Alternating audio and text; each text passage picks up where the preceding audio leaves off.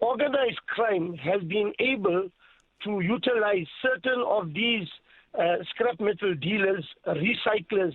Unfortunately, they are basically forming a front, and they are directly complicit. These are some of the investigations that we are having, where we're finding that key actors in the second-hand goods market are involved.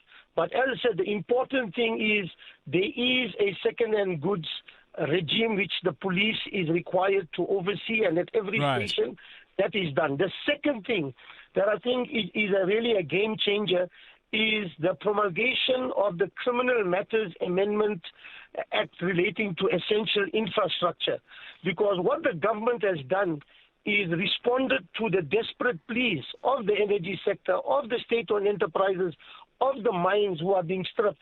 And what they have done is they have basically raised the profile of this offense, which they were loosely referring to as economic sabotage, to basically have the same effect as how we would deal with organized crime syndicates. So what I'm saying in effect is you can get a maximum sentence of 30 years.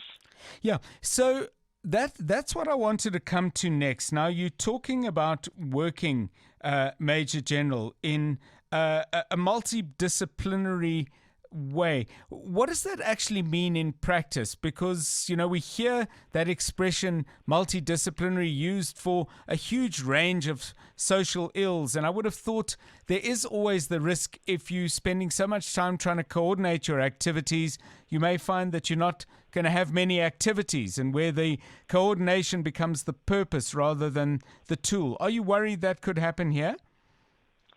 You know what I can very honestly reflect is the multidisciplinary approach, or even if you want to put it under the umbrella of public-private partnerships. This is critical if we want to respond, because firstly, it is important that we be able to understand what the affected industry is facing. Yes. Now, in terms of the multidisciplinary approach, whether we're dealing with preventing, combating, and the investigations of essential infrastructure or illegal mining, this is basically formed our DNA. That is how the Hawks, that is how law enforcement is increasingly positioning itself to work, where we work in a multidisciplinary approach. We have to leverage all our capabilities and force multipliers, and we are doing that. And I think what we have now is another game changer, is where the new National Commissioner has established the Economic Infrastructure Task Team. And that task team has to operate in a multidisciplinary way in the police, as well as with the stakeholders in the energy sector, in the rail sector.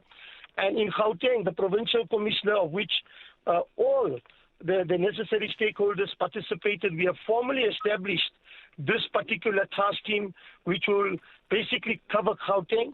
And naturally, this task team, also according to the National Commissioner's directive, must be established in all the provinces. So, be important. It is a dedicated capacity, and already we have seen that in the few weeks that it has existed, these task teams have already been able to have arrested people. And we're not only looking just on essential infrastructure. We're looking on the issue of the construction mafia. We are looking in terms of illegal mining that is impacting Gauteng and some of the neighboring provinces. A large area that you are looking to cover. Many thanks. We'll have to leave it there with Major General Ibrahim Kadwa, who is the head of the Hawks in Gauteng. News. Experts. Analysis. Where things stand. What you need to know. Drive home with John Perlman On 702.